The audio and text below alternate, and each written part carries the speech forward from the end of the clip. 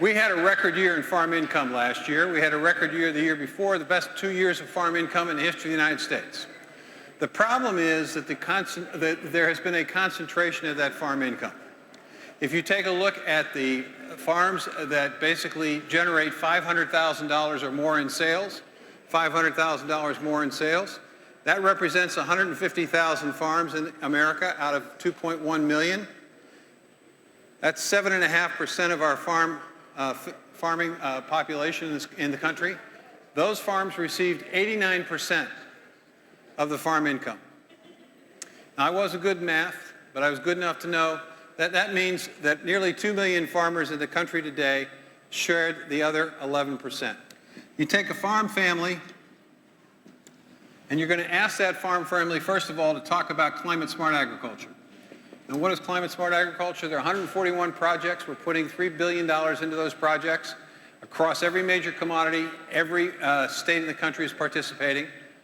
Farmers are going to get paid to adopt climate-smart agricultural practices with these partnerships, and new markets are going to be created. And if you think about the system today, you can be an organic producer, high value, or you can be a commodity producer, relatively low value. There's nothing in between.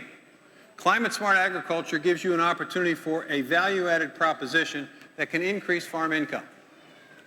So 141 projects, increase farm income. It also, we're spending $300 million from the Inflation Reduction Act to measure, monitor, verify, and report the results of climate-smart agriculture. What that means is it gives farmers the ability to go to ecosystem service markets. These are markets like carbon markets, water markets, biodiversity markets, where people and industries will pay farmers for the sequestration of carbon and for the reduction of greenhouse gases. If you think about sequestration of carbon, there's essentially only 2 or 3 ways to do that. You got to grow trees, you got to have soil, or you got to have an ocean. There are significant resources here to increase farm income. I mentioned REAP. That's another opportunity. There's $2 billion that's going to be invested in REAP projects across the country. There's $9.7 billion that's going to be made available to rural electric cooperatives as they transition from fossil fuel-based generation to more renewable generation. They're going to need farmers to provide that renewable energy source. And the beauty of that is it means additional resources for farmers. We're investing more money in processing. We know that it's important for farmers to have competition for what they grow. We've already invested in over 300 market opportunities. There will be more coming in the next 6 months or so, more announcements of additional processing. We're generating a local and regional food system where farmers can negotiate directly with whoever it is they're purchasing. If you're a pork producer, you're a beef producer, you can actually set your own price. The beauty of that is you got farm to school, you got farm to restaurant, you got farm to customer, you got to farm to any institutional purchaser.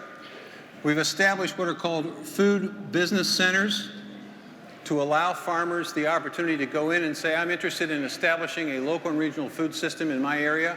I'm interested in selling locally. How do I do it? How can I get resources to help me do it? How can I get a value-added producer grant to allow me to convert whatever it is I'm growing or raising into something more valuable that could be sold directly? We've got 12 of these business centers in the Midwest. Michigan State University is the center that's going to operate this area of the Midwest. We're also using, for federal procurement dollars, we've provided ag secretaries and commissioners across every state with resources to be able to purchase food for food banks and for schools. And we've asked them to use a portion of those resources for local purchasing.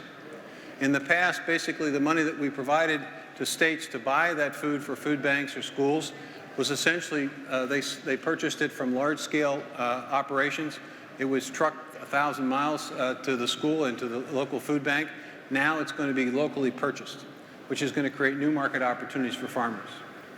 We've got a fertilizer initiative where we're investing resources in new fertilizer development in this country, so we are no longer going to be as responsible and as connected to Russian and Belarus fertilizer. We know also as well that we're learning more about how to more effectively and efficiently use fertilizer. There is some indication that maybe as much as 30% of our corn acres don't even have to be fertilized at all, as we equip farmers with the information, sensor technology and the like, to be able to know precisely how to use and where to use fertilizer. We can bring costs down and we can create new business opportunities and job opportunities. And then the final opportunity is in the bio-based product area, the most significant of which is sustainable aviation fuel. Is what I know about electric cars. If the battery wears out, you pull to the side of the road, you get on your cell phone, you get a charge, off you go.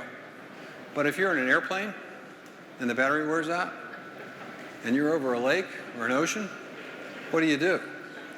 The reality is we're not going to have electric planes. We're not going to have electric airplanes flying across the Atlantic Ocean or the Pacific Ocean. We're going to have low carbon fueled airplanes. This is a 36 billion gallon industry. And we're working hard to make sure that as massive tax credits are available to the producers of this new fuel, that those tax credits are available to soy diesel, to corn-based ethanol, to a wide range of feedstocks, so that it's not just Chinese cooking oil that can be converted into this fuel.